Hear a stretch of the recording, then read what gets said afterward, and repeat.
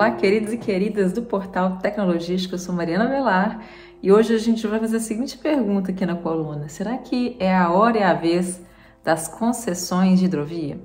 A gente sabe que o modal hidroviário ainda depende de muito desenvolvimento para que seja mais expressivo na matriz de transportes brasileiros. Se a gente compara a nossa realidade com outros países, outras cidades, a diferença é chocante, né? Em algumas cidades da Europa, o modal aquaviário corresponde por quase 40% da produção transportada. E a gente sabe que no Brasil esses números são muito mais tímidos por uma série de razões.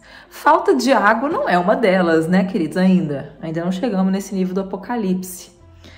E, bom, para tentar melhorar as condições de acesso a essa infraestrutura, permitir a transportabilidade por um maior caminho, permitir o uso de navios com maior tonelagem, a gente precisa de fazer intervenções, né? Inclusive, para permitir navios com calado maior, a gente precisa, por vezes, fazer obras de derrocagem, uma série de questões aí que implicam tempo, dinheiro, planejamento, sinergia entre diversos setores do transporte.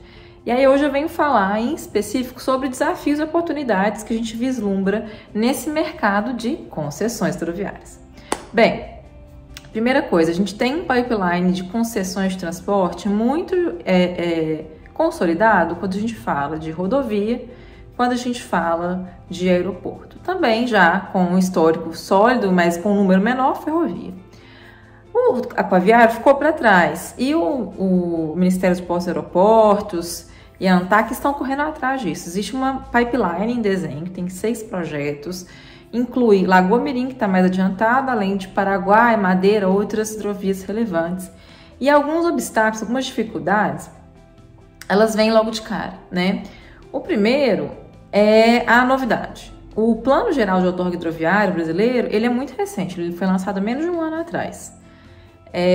Quando a gente fala também desses desafios, a própria política pública, ela mostra uma dificuldade desse setor, que para ele funcionar, ele depende de interação com outras infraestruturas essenciais que não necessariamente estão na mesma mão do concedente ou que estão numa fase diferente de desenvolvimento, ou precisa de um acesso à infraestrutura essencial que não necessariamente já está lá, como, por exemplo, portos, barragens, eclusas, além de obras de engenharia de grande porte.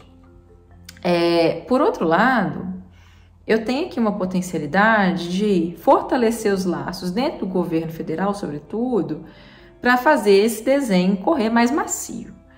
Qual que é uma das coisas que já tem sido feita? Por exemplo, a parceria com a Infra-SA, que tem feito estudos de viabilidade técnica, econômica e ambiental, EVTAs, mapeando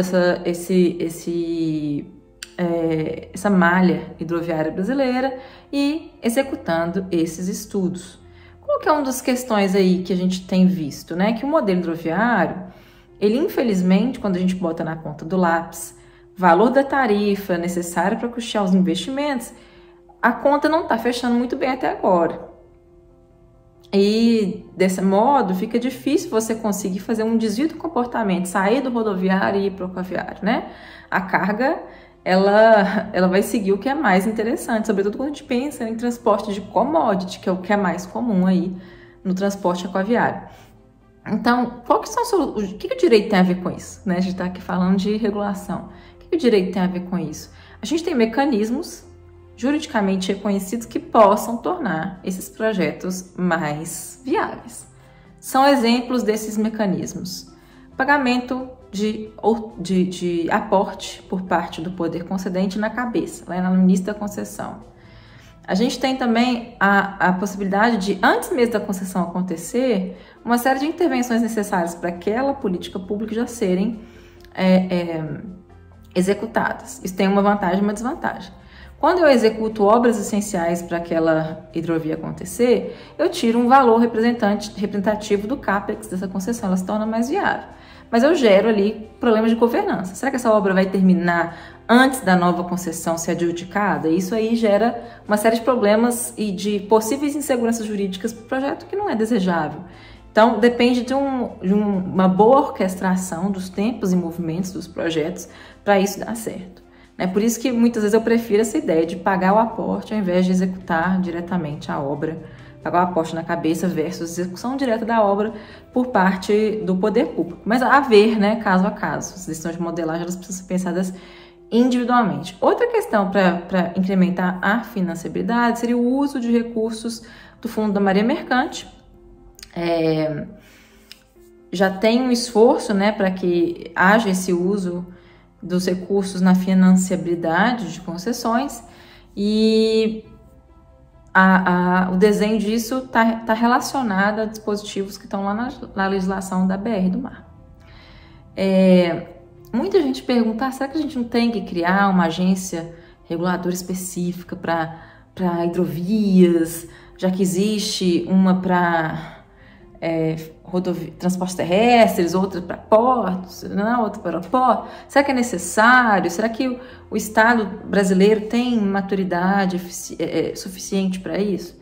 Gente, sobre essa questão, eu não acho que é a melhor maneira de a gente enfrentar, até porque a gente viu um corte linear esse ano de 20% do orçamento estimado das agências reguladoras. Isso significa que a gente está num cenário de dificuldade de legitimação, sustentabilidade econômica dessas figuras, então, dessas agências. Então, eu acho que é melhor e mais racional a gente reforçar a ANTAQ, reforçar o ministro de Portos e Aeroportos e primar por esse bom diálogo entre as diversas esferas do governo federal para uma atenção maior com o tema das hidrovias, que é um transporte limpo, que é um transporte que tem futuro, que tem demanda, né? A gente já tem algumas hidrovias com demanda consolidada. Se a gente melhorar a infraestrutura, a perspectiva é de crescimento, né? Então, a gente tem desafios econômicos, financeiros e também jurídicos nessas concessões hidroviárias, mas a gente pode contar com a experiência acumulada em outros setores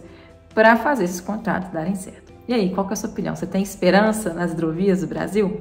Comenta aqui e até a próxima.